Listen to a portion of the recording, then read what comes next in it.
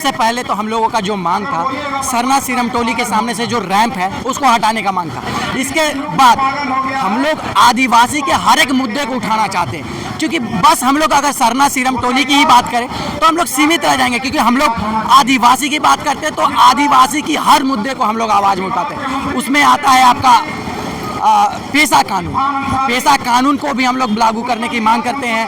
हम लोग स्थानीय नीति की मांग करते हैं, हम लोग नियोजन नीति की मांग करते हैं, सरना धर्म कोड की मांग करते हैं, और विभिन्न जो आदिवासी की ज़मीन की लूट हो रही है उसको भी रोक करने की मांग करते हैं। हम लोग अभी 4 तारीख को हम लोगों का एक झारखंड को बंद का आह्वान किया गया है। तो हम लोग चाहेंगे कि हमारी जो भी जनता हमें देख रही है कि आप लोग बढ़ चढ़ के हिस्सा लीजिए, क्योंकि आज नहीं जागे तो कल आदिवासी बच नहीं पाएगा। जिस तरह की सरकार की रवैया है आदिवासियों के प्रति, ये बिल्कुल कतई आदिवासी के लिए अच्छी नहीं है ये सरकार।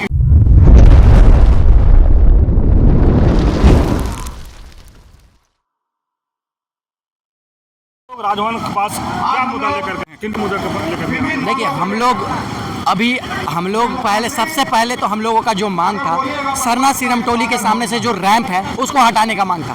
इसके बाद हम लोग आदिवासी के हर एक मुद्दे को उठाना चाहते हैं, क्योंकि बस हम लोग अगर सरना सीरम टोली की ही बात करें तो हम लोग सीमित रह जाएंगे, क्योंकि हम लोग आदिवासी की बात करते हैं तो आदिवासी की हर मुद्दे को हम लोग आवाज़ में उठाते हैं। उसमें आता है आपका पेशा कानून को भी हम लोग लागू करने की मांग करते हैं। हम लोग स्थानीय नीति की मांग करते हैं, हम लोग नियोजन नीति की मांग करते हैं, सरना धर्म कोड की मांग करते हैं, और विभिन्न जो आदिवासी की ज़मीन की लूट हो रही है उसको भी रोक करने की मांग करते हैं।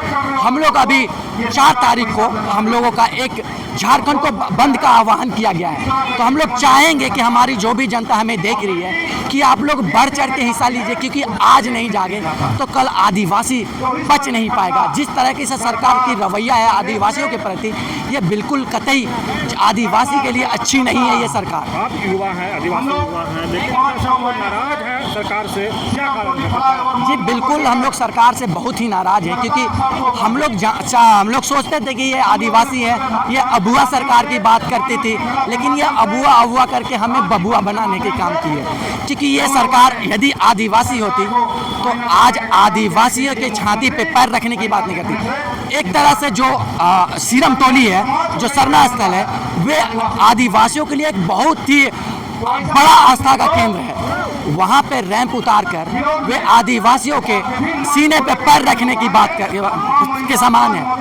तो अगर आदिवासी सरकार है तो उनको ध्यान देना चाहिए था, वहाँ के लोगों से बातचीत करनी चाहिए थे, और वहाँ के लोगों को अपने पक्ष में ला के वहाँ पे कार्य करना चाहिए था। लेकिन उन्होंने ना आदिवासी समाज से बात की, ना ही किसी से बात किया, और वहाँ पे रैंप उतार दिया गया। तो ये बिल्कुल कतई हमें बर्दाश्त नहीं है, और सरकार को चाहिए कि यहाँ पेशा नियम लागू करें। कहीं भी बिना नियम कानून के सरकार कुछ भी कर जा रही है। कम से कम अगर पेशा कानून लागू करती है तो ग्राम सभा को एक मजबूती प्रदान होगी, ग्राम सभा मीटिंग करके कहेगा कि ये काम होना चाहिए तो होगा। ग्राम सभा चाहेगी, अगर नहीं चाहेगी तो वो काम नहीं होगा। तो सरकार को चाहिए, ऐसे भी हाईकोर्ट तो आदेश दे दिया है कि सरकार को शराब नीति में तो बोले ग्राम सभा जो चाहेगा वही होगा। एक बात बताइए, जब तक पेशा कानून लागू नहीं होगा तो ग्राम सभा की मजबूती होगी? बिल्कुल नहीं। पेशा कानून जो लागू होगी तभी तो ग्राम सभा का जो मजबूती है वो निखर के आएगा। तो पहले आप पेशा नीति को लागू कीजिए ना, तब ना आप कहिएगा कि जो शराब नीति है उसमें ग्राम सभा की बैठक होगी और ग्राम सभा जो बोलेगा वो होगा। आप ये बात बताइए, गाँव में अच्छी स्कूल खोलने की ज़रूरत है या फिर शराब दुकान खोलने की ज़रूरत है? स्कूल की जरूरत है। आदिवासी क्षेत्रों में एक हॉस्पिटल खोलने की ज़रूरत है या फिर शराब खोलने की ज़रूरत है? स्वास्थ्य के लिए जरूरी है। आदिवासी क्षेत्रों में रोजगार देने की ज़रूरत है या फिर शराब दुकान खोलने की ज़रूरत है? तो एक चीज़ हमें तो देखना होगा ना कि इससे फायदा किसका है, समाज का फायदा है या फिर सरकार का फायदा है? तो बिल्कुल इसमें दिख रहा है कि सरकार की फायदा है और ना इसमें आदिवासी समाज की कोई फायदा नहीं है। एक बात बताइए, अगर गलती बस आदिवासी क्षेत्रों में अगर आ भी जाता है शराब का फैक्ट्री दुकान, तो वो फैक्ट्री कौन चलाएगा? गैर आदिवासी। गाँव के लोग नहीं चलाएंगे, अन्य गाँव से आएंगे और वे चलाएंगे। और एक मैं बात बताना चाहूँगा कि सरकार को गांव के लोगों के लिए रोजगार देना चाहिए। रोजगार वो कहीं से दे नहीं रही है और ये शराब नीति के तहत रोजगार खत्म करने का बात कर रही है। कैसे मैं बताता हूँ, आज जाइए गाँव में, वहाँ की आदिवासी महिलाएं अपना लालन पालन भरण पोषण अपने बच्चों को पढ़ाने के लिए शराब का सहारा लेती है। वो शराब बेचती है, हड़िया बेचती है। लेकिन यदि शराब नीति के तहत अगर गांव में शराब दुकान खुलती है तो उनका शराब दुकान जो हड़िया और महुआ बेचती हैं उन दुकानों को बंद करा दिया जाएगा। कैसे? अगर हर लोग हड़िया महुआ पिएंगे और उन जो शराब दुकान अंग्रेजी दुकान खुलेगा उनका सेल नहीं होगा तो जबरदस्ती पुलिस को बुलवाएंगे और उनके दुकानों को छापा पड़वाएंगे। तब जाके हमारी महिलाएं शराब दुकान बेचना, शराब और हड़िया बेचना बंद कर देगी। तब उनका जो व्यापार है बढ़ेगा, जो अंग्रेजी शराब बेचेंगे उनका, और हमारे आदिवासी महिलाओं का जो व्यापार है वो घट जाएगा। मैं ये नहीं कहता कि शराब बेचना हमारे आदिवासी महिलाओं के लिए सही है, लेकिन सरकार को ध्यान देना चाहिए, उनको रोजगार देना चाहिए। क्योंकि कहीं ना कहीं आज भी आप जाइए आदिवासी क्षेत्रों में, मुआयना कीजिए, जायजा लीजिए, वहाँ की जो महिलाएं हैं वे अपना लालन पालन बिल्कुल शराब और हड़िया के बदौलत कर रही है क्योंकि उनके पास रोजगार नहीं है। मैं जानता हूँ, मैं एक गांव से बिलोंग करता हूँ, मैं देखता हूँ कि वहाँ के महिलाएं लोग ना चाहते हुए शराब बेचती हैं। मैं जानता हूँ कि शराब पीने से क्या हानि है, लेकिन उनके पास कोई उपाय नहीं है। अगर यदि वो पलायन करके कहीं अन्य जगह में जाते हैं तो उन्हें अपने बच्चे, छोटे छोटे बच्चे हैं, उनको वैसे ही साथ में लेके जाना पड़ेगा। अगर यदि वो अपने बच्चे को साथ में लेके जाएंगे तो उनके बच्चे पढ़ाई से वंचित हो जाएंगे, वे दूसरे गांव चले जाएंगे कमाने के लिए, बिहार चले जाएंगे, किसी क्या बोलते हैं ईटा भाटा में चले जाएंगे, तो उनका बच्चे का जो शिक्षा है वो रुक जाएगा। तो वो शिक्षा देने के लिए वे गांव में रहते हैं और गांव में नहीं रोजगार होने के कारण वे शराब बेचते हैं और उस पैसे से वे अपने बच्चों को किसी प्राइवेट स्कूल में पढ़ाते हैं। क्योंकि सरकारी स्कूल का हालत आप देखे हुए होंगे। मेरे गाँव में खास मेरे गाँव का नाम है जूरा, आप आइए देखिए, वहाँ 8 क्लास तक है, लेकिन वहाँ मात्र एक टीचर है। एक टीचर वे भी कभी आते हैं कभी नहीं आते हैं। वे बताइए, एक टीचर 8 क्लास कैसे मैनेज कर रहे होंगे? तो सरकार को देखना चाहिए, स्कूल को अच्छा करना चाहिए, ना कि शराब बेचने के लिए। शराब बेचकर आप लोगों को क्या देना चाह रहे हैं हमको तो समझ नहीं आता। सरकार अब आदिवासी हितैषी होते तो आदिवासी क्षेत्रों में आप स्कूल को अच्छे करने की बात करते, वहाँ के जो हॉस्पिटल है, स्वास्थ्य उपकेंद्र है, उनको आप अच्छा करने की बात करते। आप आदिवासी के ये करते हैं।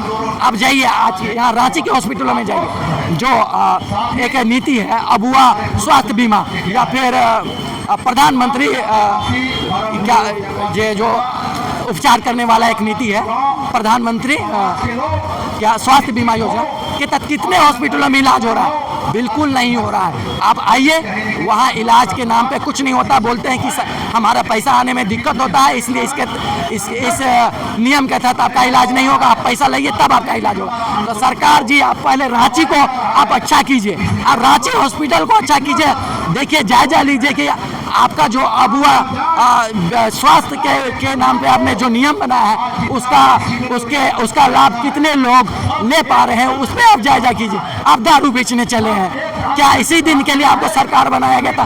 दारू बेचने के लिए? मतलब सरकार से इस तरह से क्या ही उम्मीद किया जा सकता है? दारूबाज सरकार बोला जा सकता है इनको। अब रंग बन के तैयार है, उद्घाटन भी होने का इंतजार हो रहा है, उस पर आपको क्या? देखिए, सरकार क्या कहेंगे? देखिए, सरकार एसटी आयोग आई और बोली क्या कि जब तक एसटी आयोग के पास ये मुद्दा है, सरकार ना यहाँ पे काम करेगी और ना ही इसका उद्घाटन करेगी। लेकिन उनके आने के बावजूद, उनके हिदायत के बावजूद वहाँ काम चल रहा है। तो मतलब सरकार किसी का बात मानने को लिए तैयार नहीं है। मतलब ये एक तरह से तानाशाह सरकार है। जो एसटी आयोग है, उनका पावर एक सिविल कोर्ट का जितना पावर होता है उतना पावर होता है। वो किसी को समन कर सकते हैं, किसी को आदेश दे सकते हैं, लेकिन उनका आदेश को सरकार नहीं मान रही है। मतलब ये सरकार तानाशाह है, ये सरकार बिल्कुल तानाशाह है। कई लोग आरोप लगा रहे हैं कि जो आशा लकड़ा है, जो जनजातीय आयोग के सदस्य हैं, जो आ गई थी, हाँ, वो चेयरमैन रही नगर निगम का जी, उनके रीजन में ही वो पास हुआ है। उस समय सवाल क्यों नहीं खड़ा किया, आज क्यों सवाल खड़ा कर रही है? जी बिल्कुल।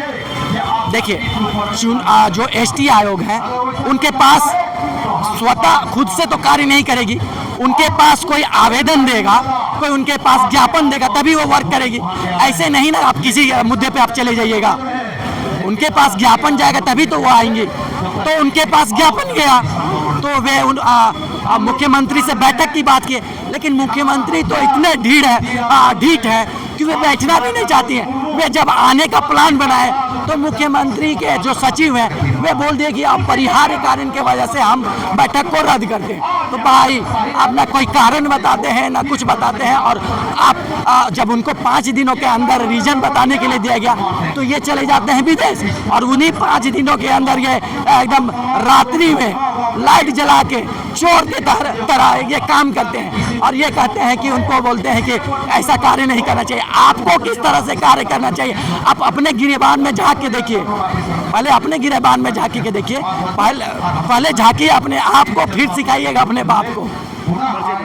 जी मेरा नाम है राकेश पराइक और मैं एक एडवोकेट भी हूँ, और मैं रांची गुमला दोनों जगह प्रैक्टिस करता हूँ।